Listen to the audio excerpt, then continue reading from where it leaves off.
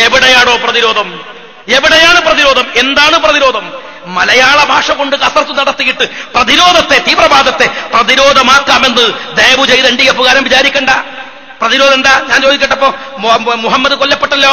ഇവിടെ ഇരിട്ടിയിൽ NDF-കാരനായ മുഹമ്മദ് സുബൈ നമസ്കരിക്കാൻ പോവാണ് പള്ളിയിലേക്ക്. RSSന്റെ 10ഓളം വരുന്ന ഗുണ്ടകൾ, തീവ്രവാദികൾ മുഹമ്മദിനെ വെട്ടിക്കൊന്നു. എന്താ RSS പറയേണ്ടത്? ഞങ്ങൾ മുഹമ്മദിനെ പ്രതിരോധിച്ചതാണ്. അങ്ങനെയാ? ഒരുത്തനെ പോയി 10 ആള് പ്രതിരോധിക്കല? അതിന് പകരം വെട്ടിയല്ലോ NDF-കാരൻ. എങ്ങനെ പകരം വെട്ടിയത്? ബസ്സിൽ പോകുന്ന അശ്വനികുമാറിനെ 10ഓളം വരുന്ന NDF-കാർ വെട്ടിക്കൊലപ്പെടുത്തി. എന്താ NDF-കാരൻ പറഞ്ഞത്? അശ്വനികുമാറിനെ ഞങ്ങൾ 10ഓളം NDF-കാർ പ്രതിരോധിച്ചതാണ്. നട്ടപ്പാതിരക്ക് ഒറ്റക്ക് പോകുന്നവനെ മുഖം മൂടിയിട്ട് പിറകിൽ നിന്ന് ആക്രമിക്കുന്നതിൽ എവിടെയാണ് പ്രതിരോധം ഉള്ളത് എന്ന് നിങ്ങൾ പറയണം. എവിടെയാണ് പ്രതിരോധം? ചിലര് മുഖം മൂടിയിട്ടിട്ട് ആക്രമിക്കുക. അള്ളാഹുവിന്റെ പ്രവാചകന്റെ ചരിത്രത്തിൽ, താബിങ്ങളുടെ ചരിത്രത്തിൽ മുഖം മൂടിയിട്ട് ഷഹീദാകാൻ പോയാലും മുഖം മൂടിയിട്ടിട്ട് യുദ്ധം നടത്തിയാലും കാണാൻ പറ്റൂല. എന്തിനാണോ നട്ടപ്പാതിരക്ക് ആളെ കൊല്ലാൻ ഒരു സംഘടന കൊട്ടേഷൻ പാർട്ടിനെ ഏൽപ്പിച്ചാൽ പോരെ? എറണാകുളത്തുള്ള അവര് ചെയ്തരൂടെ? അതിനെന്തിനാ നിങ്ങൾ ഇങ്ങനെ കരാട്ടയും കൂഫൊക്കെ പഠിച്ച് നിങ്ങൾ റെഡിയായി നിൽക്കേണ്ട കാര്യം? വല്ല കാര്യമുണ്ടോ?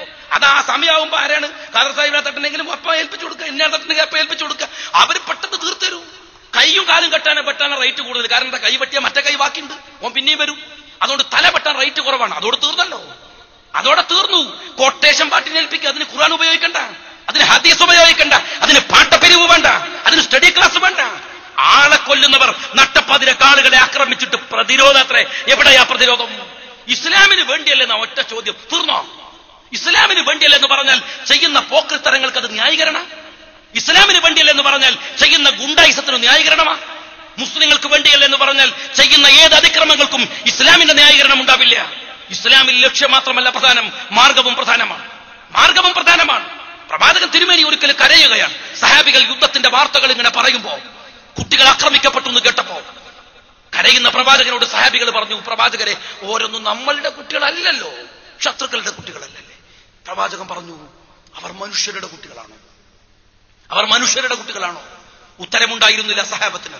നിഷ്കർഷ ബുദ്ധിയോടെ പ്രവാചകൻ പറഞ്ഞു, ഒരു യുദ്ധത്തിൽ നിങ്ങൾ കുട്ടികളെ കൊല്ലരുതേ, സ്ത്രീകളെ കൊല്ലരുതേ, വൃദ്ധന്മാരെ കൊല്ലരുതേ, പോകുന്ന വഴികളിൽ നിർജീവങ്ങളായ മരങ്ങൾ മുറിക്കരുതേ,